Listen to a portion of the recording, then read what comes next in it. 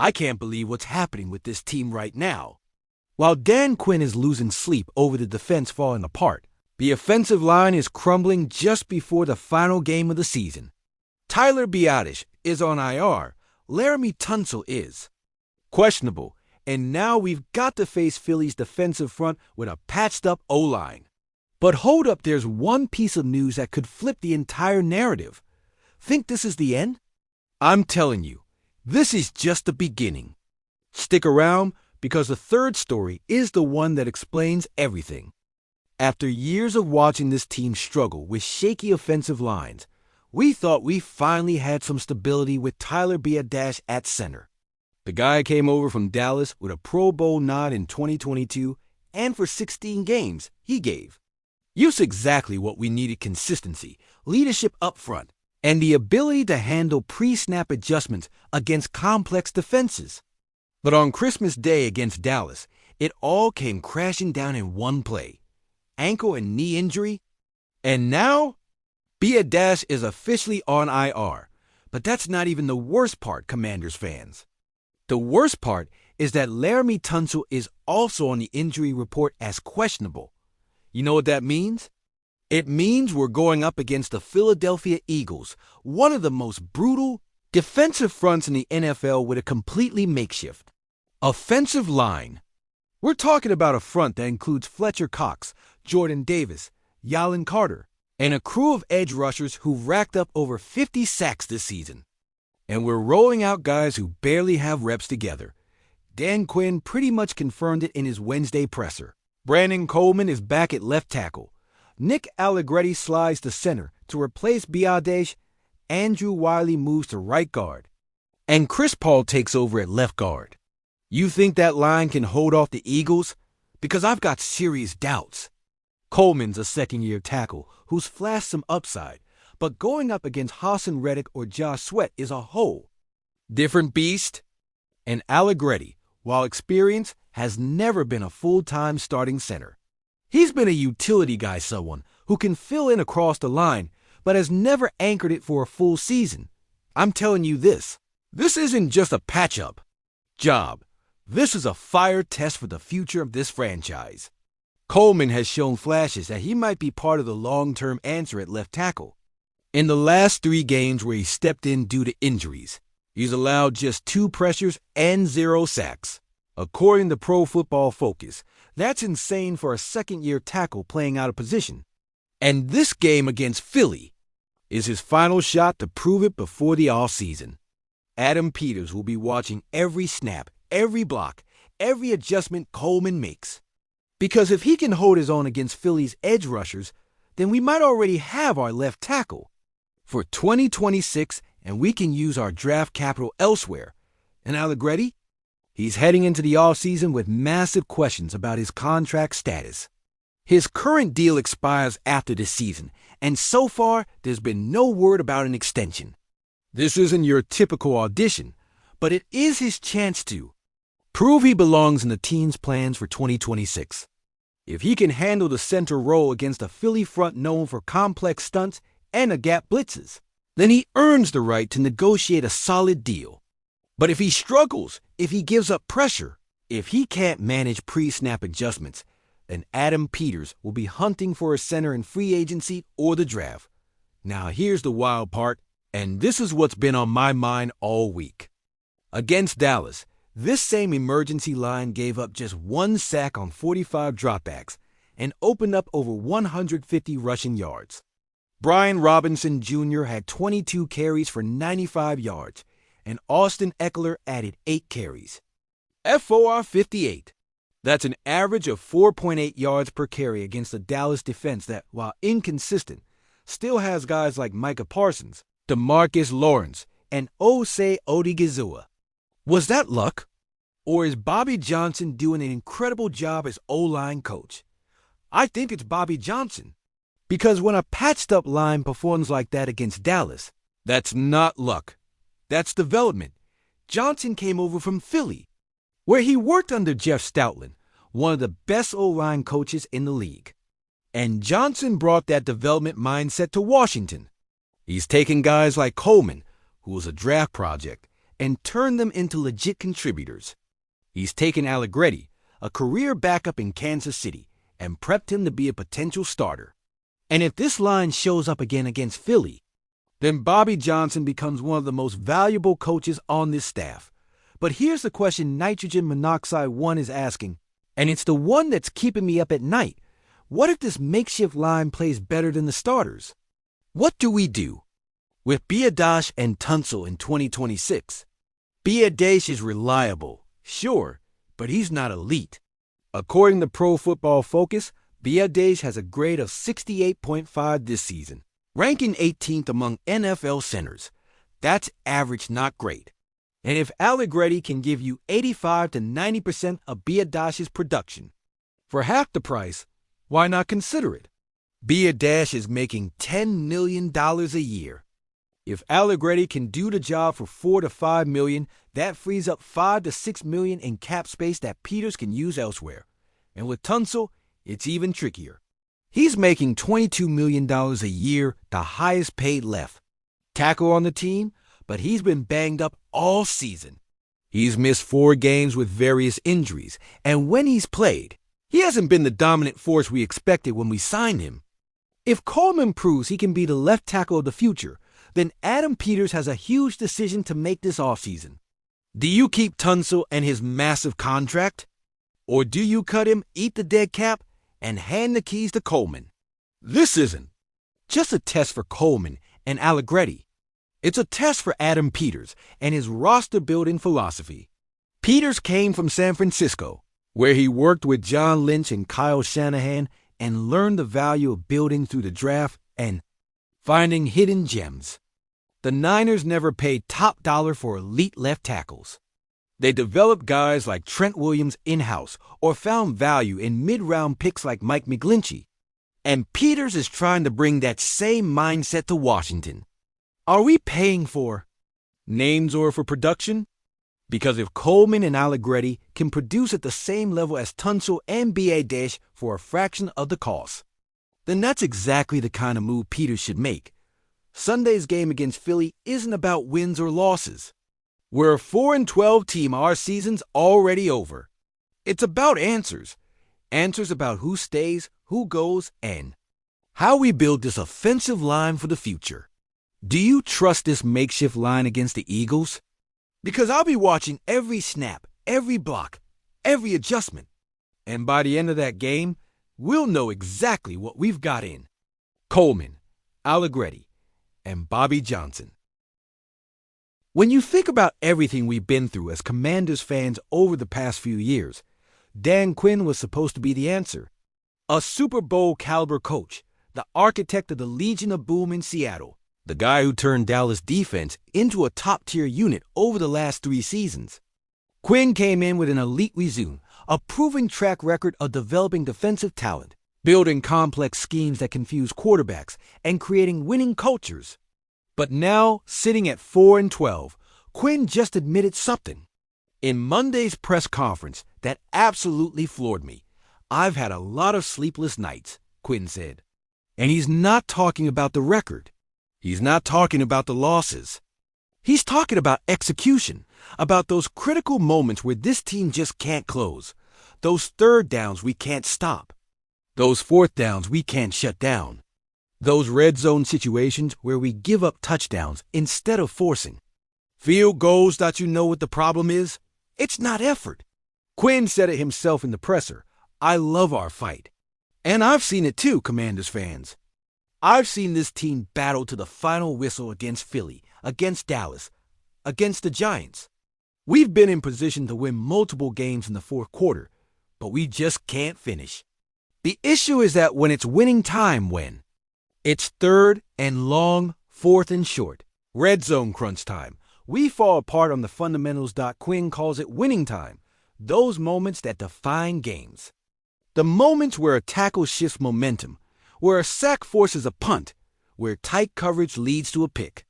And we, Commanders fans, have watched those moments slip away over and over and over again this season. Against Philly in Week 11, we were down by just 3 in the fourth quarter and gave up a 3rd and 8, conversion that led to a game-sealing touchdown. Against Dallas in Week 12, we had a chance to force a punt in the third quarter and gave up a 4th and 2. That led to a field goal. These are the moments keeping Quinn up at night, Doc, but here's what worries me even more. And this is what's making me question if Quinn is the right coach for this team long term.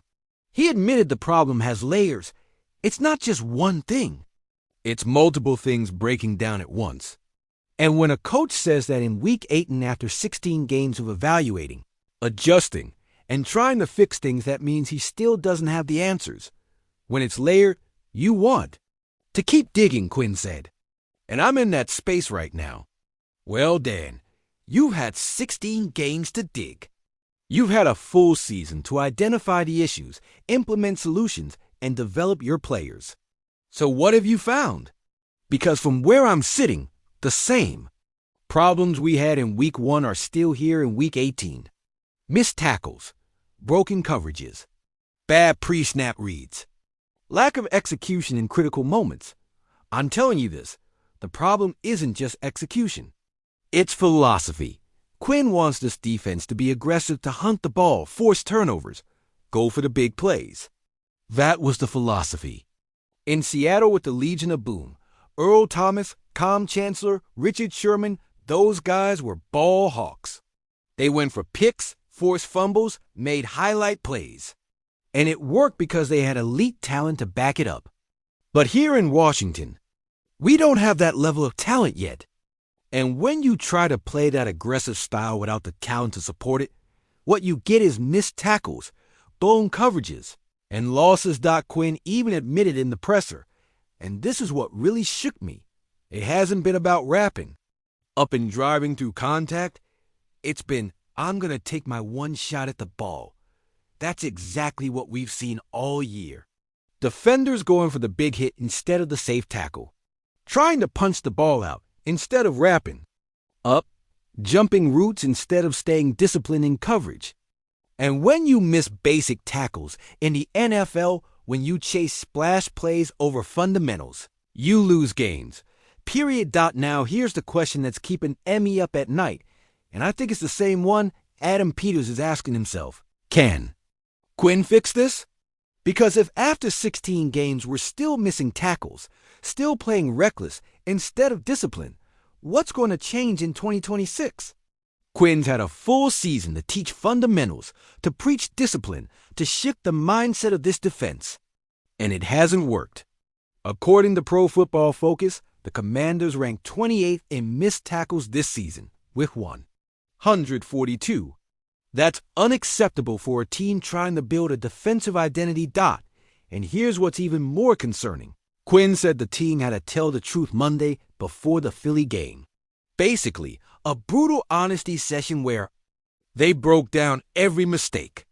They watched the Dallas film, pointing out every missed tackle, every busted coverage, every execution error. And according to Quinn, it was productive. The players took accountability and committed to improving. Well, let me ask you, is that enough? Because the Cowboys under Mike McCarthy have had Tell the Truth Mondays for years, and they're still.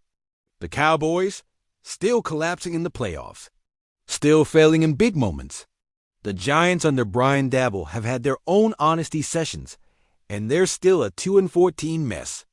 Honesty is great, but if it doesn't translate to real improvement on the field, it's just talk. I think the problem isn't honesty. It's the ability to fix what's broken. And until we see real improvement in those critical moments, in those fundamental tackles, in that winning time execution, we're going to stay a 4-12 team.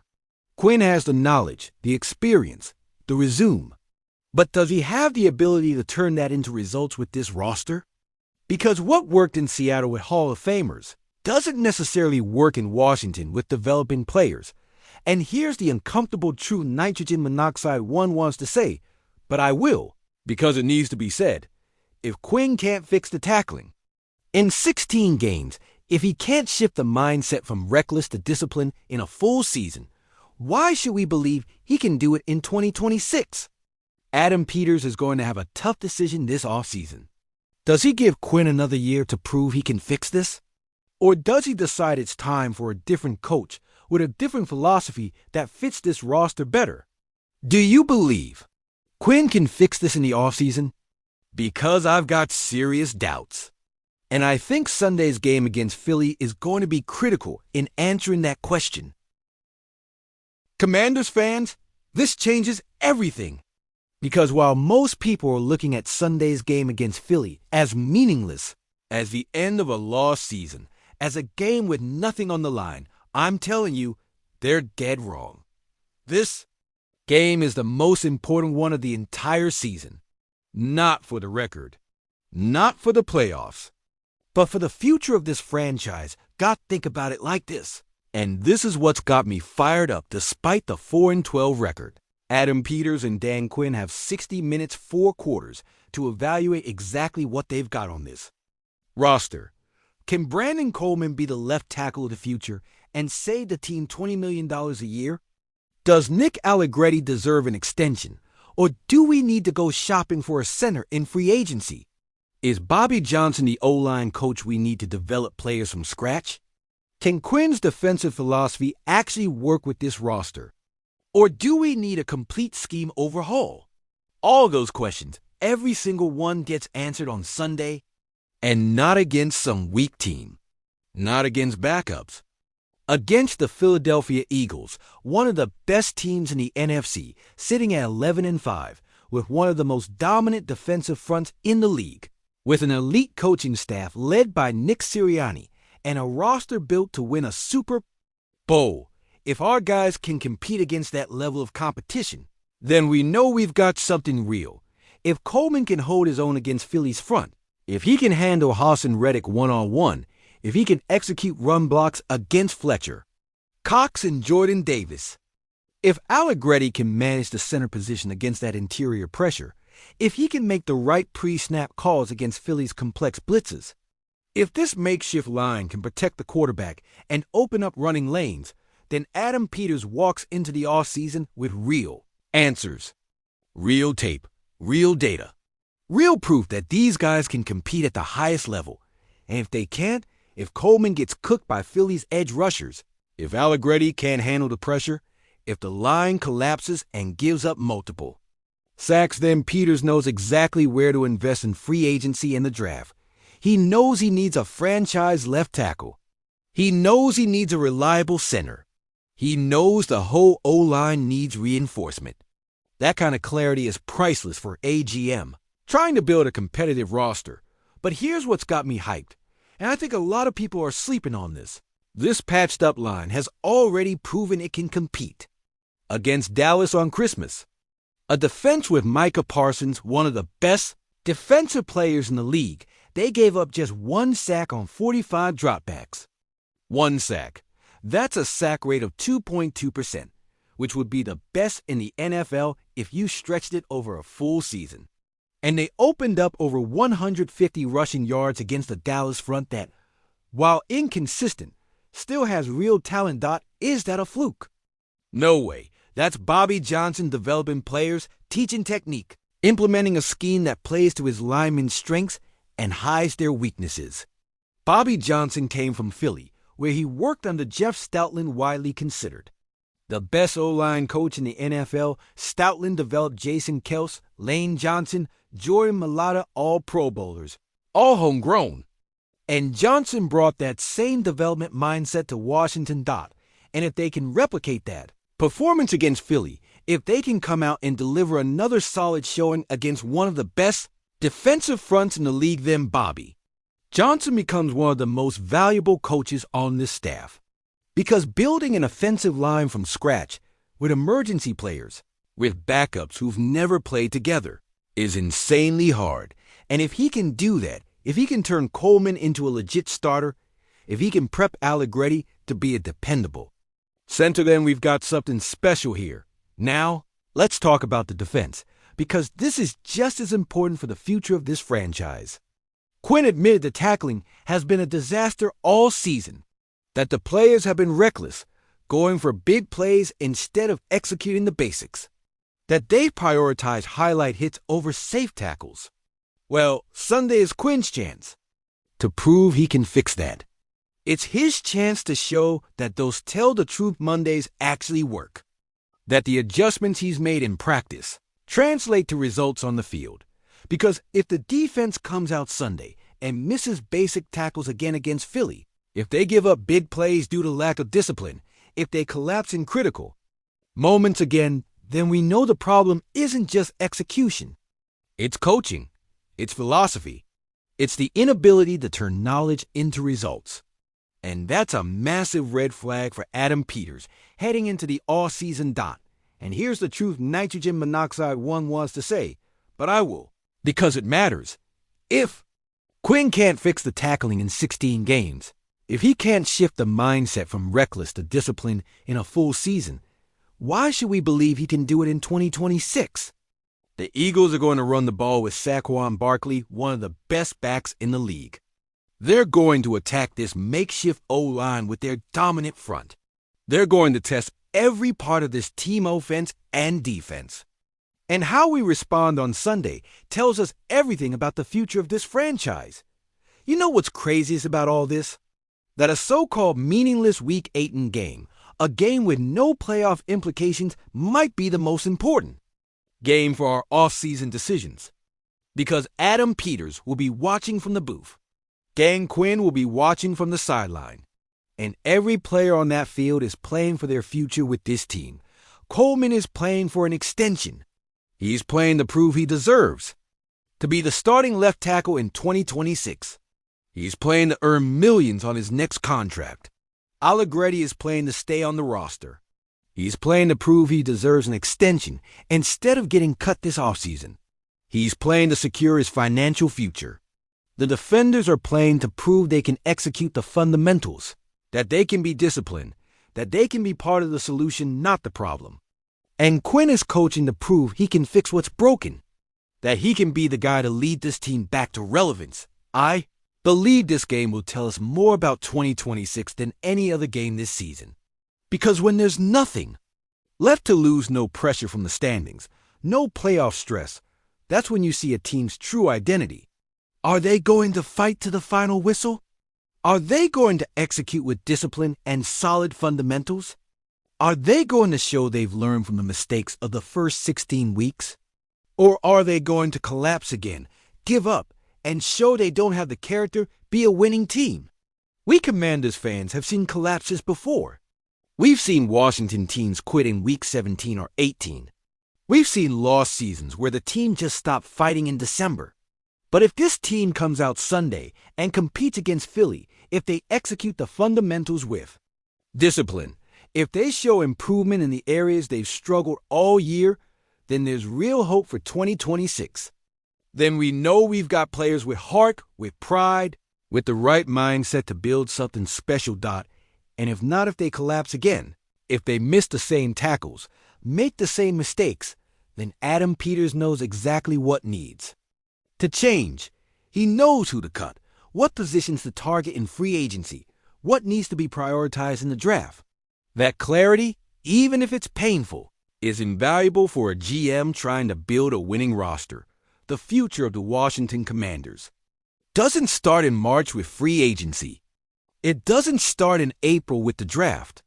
It starts Sunday against the Eagles. It starts with 60 minutes of football where we're going to learn everything about this team's identity. And I'll be watching every play, every tackle, every block, every decision, because those 60 minutes are going to define the next 12 months of this franchise. They're going to define who stays and who goes. They're going to define whether Quinn deserves another year or if it's time for a change. They're going to define the entire direction of this rebuild. Do you think this team is going to fight to the end? Or do you think they'll collapse again and show they don't have the character it takes? Let me know in the comments. I want to hear what you think. Look, Commanders fans, this season has been absolutely brutal. A 4-12 record is not what we hoped for when Dan Quinn was hired. It's not what we expected when Adam Peters came over from San Francisco with elite credentials. It's not what we dreamed of when the season started with hopes of competing in the NFC East.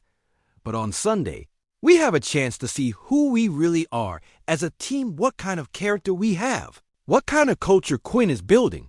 Are we a team that folds when things get tough? Or are we a team that fights to the final second no matter the record? I believe we're fighters. I believe Brandon Coleman is going to step up Sunday and prove he can be our left tackle of the future, that he can handle the best edge rushers in the NFL.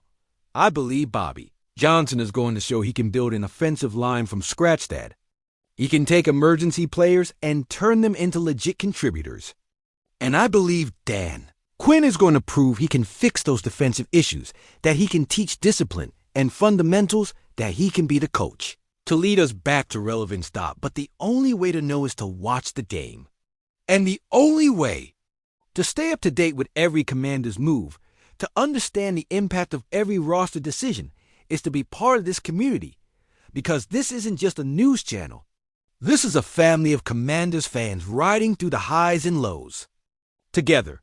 If you believe Coleman can be the answer at left tackle, that he can save the team millions and be a building block for the future, hit like on this video. If you believe Quinn can fix the defense this offseason, that he can change the culture and teach the fundamentals needed to win, subscribe to the channel. And if you want to debate the future of this team, what moves Adam Peters should make in free agency, what positions we should target in the draft, drop your thoughts in the comments below, because we're going through this rebuild together. We'll celebrate together when this team is great again, when we're back in the playoffs, back competing for division titles. So join us, subscribe to the channel, turn on the bell so you don't miss a single video, and get ready for the most important offseason in recent franchise history, because the decisions Adam Peters makes in the next few months will shape the next 5 years of Commanders football. See you Sunday, Commanders fans. I'll be here with post-game analysis, reactions, and player evaluations. And remember, hail to the Redskins.